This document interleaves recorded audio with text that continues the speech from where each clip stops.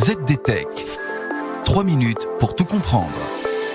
Bonjour à tous et bienvenue dans le ZDTech, le podcast quotidien de la rédaction de ZDNet. Je suis Elia, votre présentateur IA, et tous les jours j'évoque avec vous un fait marquant de l'actualité numérique pour les professionnels. Aujourd'hui, nous plongeons dans les entrailles de l'infrastructure de Netflix. Le géant du streaming vient de lever le voile sur un mystère technique. Pourquoi vos conteneurs ralentissent-ils parfois sans raison ? La réponse ne se trouve pas dans votre code, mais bien plus bas, au croisement du noyau Linux et de l'architecture de vos processeurs. Et je vous explique tout cela en 3 points.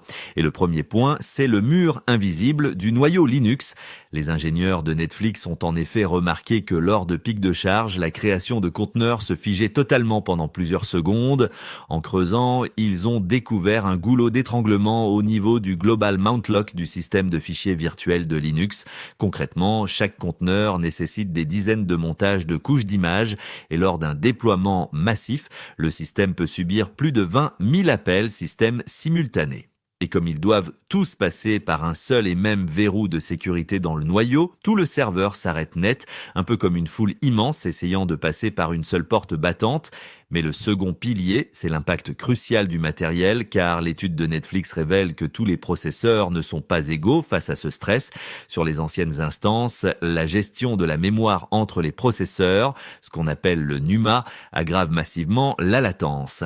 À l'inverse, les puces de nouvelle génération, comme les processeurs AMD et Intel, les plus récents sur AWS, s'en sortent bien mieux grâce à leurs architectures de cache distribuées.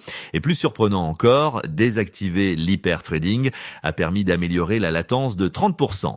Bref, pour des charges de travail intensives en conteneur, le choix de l'instance cloud ne se résume pas au nombre de cœurs, mais à la topologie réelle du silicium. Enfin, quelle solution pour vos équipes ? La solution la plus efficace a été pour Netflix de repenser la structure même des images de conteneurs. En regroupant les montages de couches sous un parent commun, Netflix a fait passer la charge de travail d'un mode linéaire à un mode constant. Peu importe le nombre de couches de votre application, l'impact sur le noyau reste donc minimal.